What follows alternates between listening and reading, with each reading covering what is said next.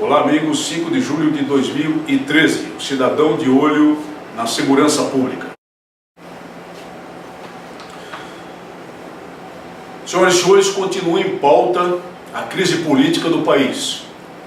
E ficou afastado momentaneamente, felizmente, devido às resistências verificadas no âmbito social, o tal do plebiscito, a tal da constituinte parcial, cujo objetivo era, como eu tenho dito aqui, como tantos analistas independentes têm dito também, propiciar, aproveitando a crise política e revertendo os danos da crise política, uma verdadeira revolução bolivariana no país.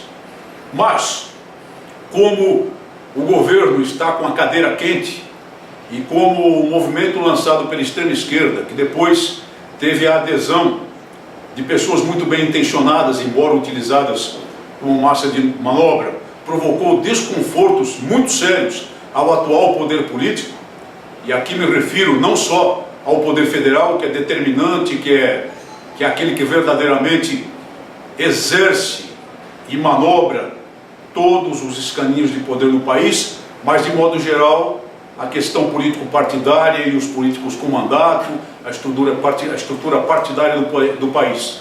Também se viram abraços com a necessidade de dar uma resposta, inventaram então o plebiscito, a proposta do governo federal de um plebiscito para a reforma política.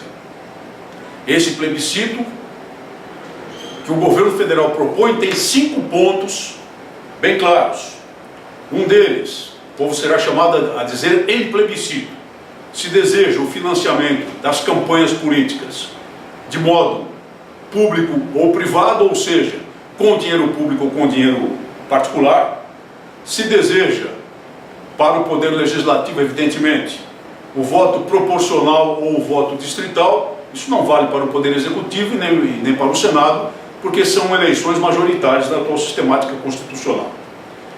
Se deseja a continuidade do voto secreto no Congresso, se deseja o fim da suplência para senador e se deseja o fim das coligações partidárias nas eleições proporcionais, ou seja, aquelas para o poder legislativo, para vereadores em âmbito municipal, para deputados federais e deputados estaduais. Tudo isso foi colocado de modo artificial e, para colocá-lo, o governo, segundo afirma, ouviu o povo. E como é que o governo ouviu o povo? Convocando, por exemplo, convidando, por exemplo, o famoso movimento Passe Livre, que deu início a todos os distúrbios que ocorreram no país, aqui na capital de São Paulo, alegadamente para combater os 20 centavos de reajuste no preço das tarifas, a ir lá ao Palácio do Planalto, sendo recebido com pompa e circunstância, com passagens pagas pelo governo federal, para levar a voz do povo à presidente da República, aos seus acólitos.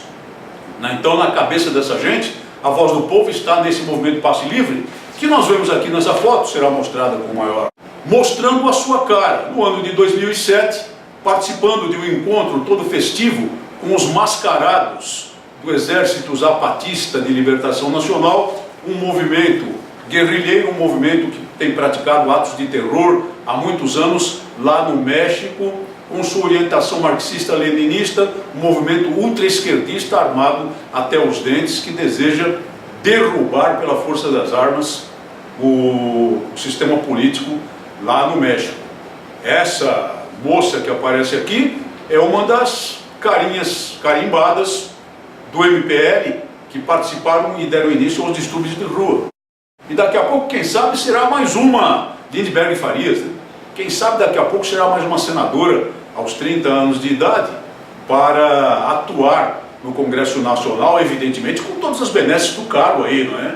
Porque depois que chegam ao poder, gostam muito do poder e das suas benesses, mas em prol das suas causas. E ao ouvir essa gente desse tipo, diz o governo federal que os anseios do povo na rua estavam relacionados com esses 5 pontos.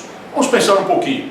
Financiamento público ou privado de campanhas eleitorais. Isso vai ser um modo, na verdade, do poder político tentar convencê-lo de que o financiamento deve ser público, ou seja, o dinheiro dos impostos e talvez e provavelmente, muito provavelmente, mais impostos seus para financiar as campanhas eleitorais, afastando o financiamento privado, que nunca deveria ser afastado, pelo menos em termos das contribuições individuais das pessoas, porque é natural que as pessoas participem do processo político apoiando financeiramente os seus candidatos.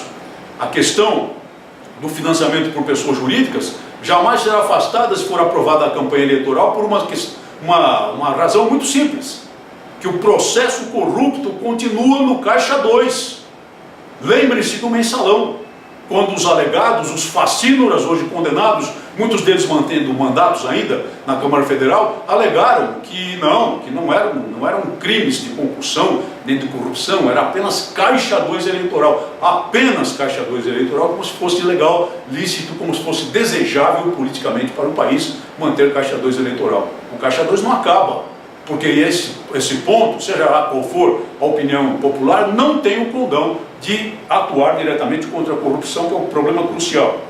Voto proporcional distrital, perceberam por acaso nos movimentos populares, vamos abstrair por hora a violência deles, mas perceberam alguém a falar sobre voto proporcional ou distrital?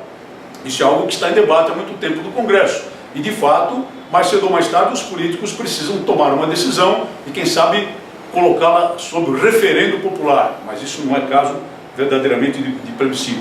Voto secreto no Congresso, esse é o ponto mais interessante dessas propostas. Muito do voto secreto já foi liquidado, na verdade, no Congresso Nacional, mas permanece principalmente o voto secreto para um problema muito sério, que é o da decisão sobre perda de mandatos de parlamentares, deputados ou senadores. Isso de fato tem que acabar, e esse é um ponto realmente de preocupação popular, um ponto que merece o nome de ponto adequado para uma reforma política. O fim da suplência para senador, isso é um escárnio que há muito tempo atirado no seio da vida política do Brasil, mas não é só a suplência para senador, não. Está relacionado também com os cargos de vice-governadores, vice-presidentes em que ninguém vota. Você não vota para vice-presidente, você vota no presidente da República. Você não vota para vice-governador, você vota no governador, para governador do estado. Você não vota para vice-prefeito, você vota no candidato a prefeito. E no entanto, acontecendo em Faustos, como de vez em quando acontece, tem-se lá uma pessoa completamente desconhecida, na verdade um apaniguado do candidato principal, que pode chegar ao poder sem um voto sequer. Mas esse ponto também não foi colocado em momento nenhum nas ruas. E quanto ao fim das coligações partidárias, as pessoas não estão nem preocupadas com isso. Agora, o que é importante mesmo, e que não está nesse projeto, é, primeiro, a possibilidade dos cidadãos participarem diretamente como candidatos a cargos eletivos sem ter que se atrelar aos partidos políticos. Alguém propôs isso? Você, por exemplo, que luta pela legítima defesa, que luta pela sacralidade da vida desde a fecundação, que está preocupado com os problemas da segurança pública, deveria ter o direito de se organizar numa eleição sem constituir partido político, mas se associando com outras pessoas para participar apenas daquela eleição, sem custo público algum, sem meter a mão no fundo partidário e, consequentemente, sem se meter nos esquemas de corrupção propiciados com o dinheiro público, para disputar cadeiras na Câmara dos Deputados, na Assembleia Legislativa e em qualquer cargo político, a fim de defender as suas teses. Mas você não tem esse direito porque você tem que ficar atrelado a um partido político e, consequentemente, aos figurões, aos mandatários desses partidos políticos. Mas isso não está na reforma. Um outro ponto, a possibilidade do povo ir às urnas para exigir a perda do mandato daquele que foi eleito pelo mesmo povo, mas que não atuou adequadamente, corretamente, de modo probo ou de modo competentemente político, de acordo com os anseios daquele povo. O chamado recall, que é um instrumento, que é uma instituição vigente em vários países. Alguém falou disso? Claro que não falou, porque não interessa. Não quer o poder político colocar em perigo a si mesmo nessa reforma. Tudo isso não passa de uma farsa para esfriar a cadeira do poder. Fique atento e acompanhe as próximas jogadas, e nós estaremos aqui a debater esse assunto permanentemente. Mas voltando ao tema da segurança pública, amigos, há uma certa grita com relação à aprovação de um projeto de lei 2801 de 2011, do deputado Luiz Argolo, do PP, a respeito da autorização para as pessoas comuns portarem as chamadas armas de incapacitação neuromuscular. E um dado positivo do projeto, além de oferecer esse dispositivo às pessoas comuns, é que o porte dependerá apenas do registro. O registro conferirá o porte. Essa grita se volta contra o projeto, dizendo que é uma barbaridade colocar esses instrumentos nas mãos das pessoas.